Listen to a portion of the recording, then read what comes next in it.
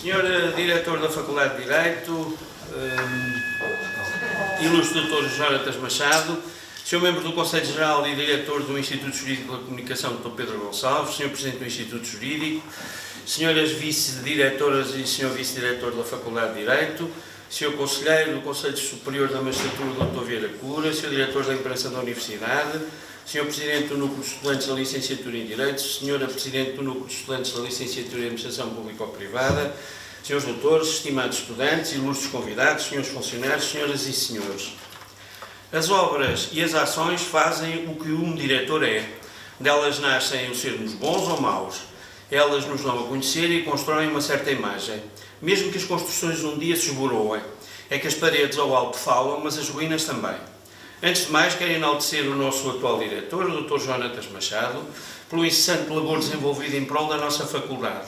Ele tem sabido colocar-se com elevação à proa desta grande caravela, a despeito de pequenas tormentas ou de vagas estrepitosas que as circunstâncias, se não a vontade de algumas mulheres e de alguns homens, lhe têm superado. Os aformoseamentos e enriquecimentos do património da nossa faculdade, é preciso reconhecê-lo, sucedem sem parança desde há algum tempo. Um trilho que a direção atual da nossa faculdade tem sabido continuar com a devoção do Sr. Diretor e da Sra. Vice-Diretora, a Dra. Sandra Passinhas, que enalteço vivamente. Merecem destaque a recuperação das várias salas no Colégio Jesus, a expansão da faculdade para o Palácio dos Melos agora, com uma reconhecida dignidade palaciana, inclusive com uma nova sala do Varandim, e a estrondosa e invejada inauguração do quinhentista Colégio da Trindade. Foram-se somando as doações à faculdade, que a valorizaram imenso do ponto de vista do seu emblemático recheio. Aludo, por exemplo, às doações do quadro do Dr. Lopes Praça, na Sala dos Mestrados, ao quadro do Dr. Machado Vilela, colocado à entrada do Instituto Jurídico que ele fundou, o quadro do Dr. Fernando Aguiar Branco, numa das salas do Palácio dos Melos, a Galeria dos Retratos que emolduram o conceito científico, para já não falar do quadro do Dr. Augusto César Bajona de Freitas, o professor da nossa faculdade, que na condição de Ministro dos Negócios Eclesiásticos e da Justiça promoveu a abolição da pena de morte para os crimes civis no ano de 1867. Encontra-se no resto do chão do Instituto Jurídico, ao lado do retrato coletivo dos professores da nossa faculdade. Mas o empenho da faculdade não se cingiu a telas representativas dos seus professores. Visou-se também o mobiliário e a azulejaria, merecendo uma subida menção a cadeira doutoral de 1772, o ano da publicação dos Estatutos Pombalinos da Universidade, e que agora bem nos serviu por ocasião do seu bicentenário e que causou espanto entre alguns membros da nossa atenta comunidade universitária. Não resisto ainda a mencionar, uma vez constitui peça única na Universidade de Coimbra, a raríssima figura de convite colocada estrategicamente à entrada da nossa faculdade, saudando, como é de preceito, os nossos visitantes. Peça essa da azulejaria que não existe em mais lado nenhum na nossa universidade. Caros amigos, entendo que o dever cimeiro que cada um deve impor a si próprio é fazer alguma coisa que dure mais do que nós. Num dos periódicos de Coimbra, li hoje, mesmo no dia da Faculdade de Direito de Coimbra do dia da Faculdade de Direito de Coimbra de 2022, que o nosso ilustre diretor, Dr. Jonatas Machado, salientou que a Faculdade de Direito tem a obrigação de formar juristas comprometidos com o bem-estar de todos. Nesta linha corretíssima, atrevo-me a apresentar uma proposta inédita que julgo bem sintonizada com o nosso tempo. Qual é ela? É ela a criação, no seio da nossa faculdade, de um Silver Cabinet. E porquê? Exatamente por se relacionar intimamente com o ambiente propício da chamada Silver Economy, a qual representa a moderníssima vertente da economia destinada a potenciar as virtualidades académicas e económicas, sobretudo decorrentes de uma crescente fração da nossa população estarem inscrita na denominada terceira idade. De sorte que a minha proposta seja a criação de um consultório jurídico gratuito para pessoas de idade superior a 65 anos, com o cortejo de questões jurídicas que a velhice forçosamente traz consigo. Evidentes se tornam os problemas no domínio do direito da segurança social, problemas situados no âmbito do direito da família, designadamente em matéria de divórcio ou de casamentos em segundas, terceiras ou quartas núpcias, ou problemas inscritos na órbita do direito das sucessões, mormente nos capítulos das partilhas, presentes ou futuras, ou do exercício correto da liberdade de estar. A significar, no fundo, que a Faculdade de Direito bem poderia mostrar que a solidariedade social e intergeracional não constitui para ela uma vã proclamação. Além do mais, seria individualizável por causa deste gabinete. Creio que não existe em mais nenhuma Faculdade de Direito do nosso país. Senhoras e senhores, senhores doutores, mas o que nos congrega aqui é a inauguração da nossa belíssima Sala de História, ou melhor, como gosto de salientar, o renascimento da Sala de História. E é de um verdadeiro renascimento do que se trata, dado que nos últimos anos ela não passava de uma sala que mais representava, ou mais não representava, do que um empilhamento caótico de livros distribuído pelos diferentes retângulos de estudo entregues aos nossos pobres professores. Não convidava à permanência e muito menos ao estudo. O que se tentou e conseguiu foi devolver-lhe a sua antiga dignidade através de um restauro global de candeeiros, estantes, mesa e inclusive tinteiros agora banhados a prata. A par disso, adquiriram-se duas peças escultóricas de origem inglesa que se erguem de fronte à entrada principal da sala. Trata-se de um par de anjos de púlpito indo-portugueses do século XVII, provenientes de uma igreja de Goa. Um bonito original tapete de arraiolos também vem a tapetar em sintonia esta mesma sala. É justo que se sublinhe que a nova composição da sala contou com a valiosa colaboração da Sra. Doutora Laura Ramos Lopes, sempre prestável, sempre diligente, sempre com enorme bom gosto e sempre longe de inúteis emulações. Uma conduta a que se mantém fiel no capítulo do engrandecimento dos gabinetes dos nossos professores. De uma subida menção é credora a nossa querida doutora Sónia, pelo modo primoroso com que me ajudou nas tarefas diretivas, inclusive no estabelecimento de contactos para a obra de restauro da Sala de História. Bem-haja hoje e sempre. Um agradecimento que também não quero omitir é dirigido à Liliana pela dedicação que sempre exibiu na assessoria da direção da Faculdade. À nossa financista, a doutora Vera Almeida, elogia o zelo, sublinha a competência e louva a paciência com que suportou, amiudadas vezes, o meu papel de seringador, de verdadeiro seringador, para desbloquear empreitadas e aquisições. A doutora Ana Paula dirige os maiores encômios que se fundam nos seus bons ofícios, respeitando se calhar o relevantíssimo papel de divulgação da imagem da nossa faculdade, numa altura em que o marketing universitário tanto importa e tão descurado anda pela Universidade de Coimbra, quer na linha editorial que tão bem serve a nossa Faculdade de Direito. A Clara reúne todos os elogios em todas as pessoas que simpaticamente ajudam a direção e ajudam as nossas realizações.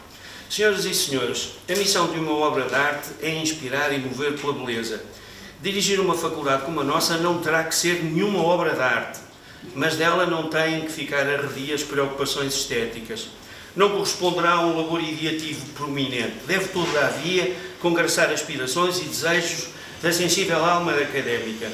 Se aos olhos de alguns os alindamentos parecem escuros, sobeja-me a consolação o saber que aos incapazes de ver nada parece claro, mesmo de fronte a um monumento património mundial da Unesco. Como salientou o Papa Francisco comentando da conversão de São Paulo, dizendo: que paradoxo, precisamente quando uma pessoa reconhece estar cega, começa a ver. As paredes engalanadas requintam os espíritos, concitam ao estudo, enobrecem o gesto e servem de indesmentível atração para os estudantes estrangeiros. A Sala de História agora é renascida cumpre todos estes votos: de servir de sala de reuniões, de abrigar conferências, de acolher aulas de doutoramento e tudo com inegável distinção. Mas o renascimento da Sala de História não se esgota nisso, ou não se esgotou nisso, e já era muito o seu desiderato. Visou também prestar uma homenagem aos professores que nela trabalharam com afinco e devoção durante uma permanência estável, ou seja, durante vários anos, e que tenham pelo menos alcançado a graduação de professores associados. Dei a placa de pedra em que se encontram gravados os nomes de alguns dos nossos mestres mais rútilos, como o Dr. Mário Jordão da Costa, o Dr. Figueiredo Dias, o Dr. Sebastião Cruz ou o Dr. Rui de Alarcão. Não há vislumbre de dúvida de que na Sala de História ficaram pedaços de vida de muitos de nós. As recordações assaltam-nos, os episódios acicatam a nossa memória até com sentido pedagógico. Pela minha parte, gostaria de contar alguns pequenos episódios de quilate muito distinto.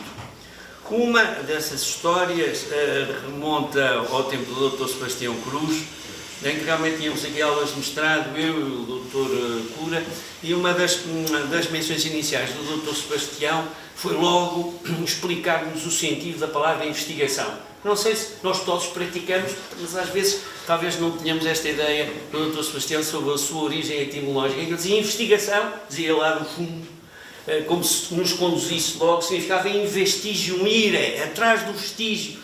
Nós verdadeiramente fomos toda a vida atrás do vestígio, o Dr. Cura mais atrás dele, ou atrás de outros vestígios, mas enfim, é muito simpático. Outra das lições do Dr. Sebastião, que estava aqui no topo desta mesa, tinha aqui gabinete, e hoje em dia que toda a gente se queixa de falta de gabinete, o Dr. Cura tinha ali uma miséria no gabinete, e eu tinha, já agora, um retângulo que não era maior que isto, atrás do fecheiro do Dr. Sebastião. Não era mais que uma folha de papel, o que não impedia que recebesse as suas lições. E eu gostava de aborrecer às vezes as pessoas, ainda continuo a gostar, como se sabe. Dizia o Dr. Sebastião que tinha ali uma banqueta ali de madeira, construída por ele próprio e paga por ele próprio, e ele ia para lá meia hora antes das lições ler o livro. E eu às vezes aqui de cá dizia: "Ó, Sr. Doutor, desculpe lá, mas para que é que o Sr. Doutor, que domina a matéria, que é um autor consagradíssimo na Europa, anda para aqui a chegar uma hora antes para ler o livro?" E diz-me ele com uma grande humildade e uma grande lição: "Oh, meu amigo, mas o meu livro sabe mais do que eu." Isso não deixou de significar realmente uma lição de humildade. Claro que ele tinha outras lições, já agora só para dizer uma que acho com piada nesta sala. Eu nessa altura andava um bocado aflito para escolher o tema da dissertação de mestrado. Só o doutor, não se anda preocupado, o doutor anda um bocado, tem uma dissertação. E estava aí os cadotes, que nós agora também restauramos, está aí. E então ele disse: "Olha, faça uma coisa, você pega no escadote, anda com o escadote à volta da sala, aí para aí 2 anos, e depois de ter de saber onde é que os livros estão na estante, escolhe o tema." Eu disse: "Ó, doutor, muito obrigado, mas 2 anos é o tempo que eu tenho para redigir aquilo." Então talvez seja melhor andar mais depressa." Quer dizer, enfim, grandes recordações. Também nesta altura do Mundial de Futebol, eu gostava de fazer outra menção, que é importante, porque normalmente eu e o Dr. Cura éramos acusados de preparar aqui as nossas jogadas de futebol. E uma dessas jogadas, eu não resisto, porque porventura foi o melhor golo que o Dr. Cura marcou na carreira futebolística dele, e que eu passo a explicar. Tratava-se de um jogo em Aveiro, um jogo organizado pelo Dr. Alves Correia, e então havia um livro à entrada da área, nunca mais me esqueci disso.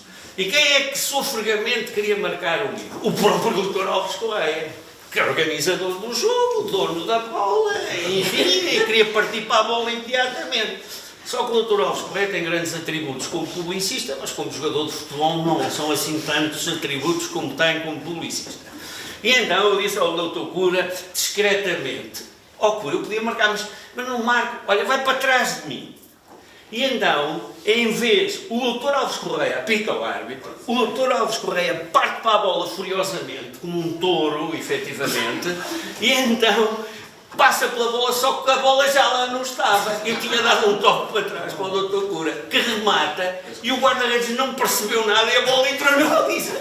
Foi um golão monumental. E então acusaram-nos sempre de uma preparação dessa jogada aqui na sala de história. Nós realmente preparávamos aqui muitas coisas, por acaso essa jogada não, mas outras jogadas preparámos com grande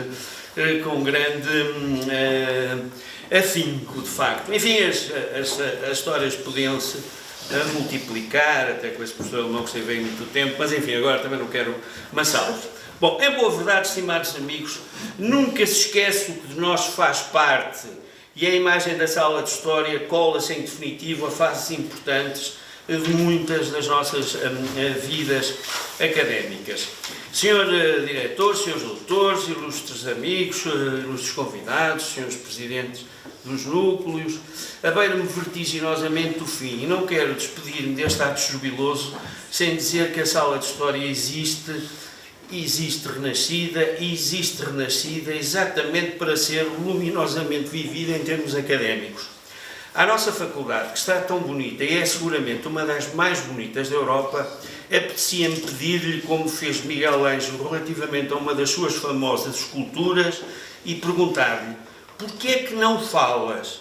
E o que responderia à nossa faculdade? Certamente que responderia que continuaria a gostar de ser bonita pelo tempo fora, o que não é fácil. Assim o desejamos e assim será. Muito obrigado.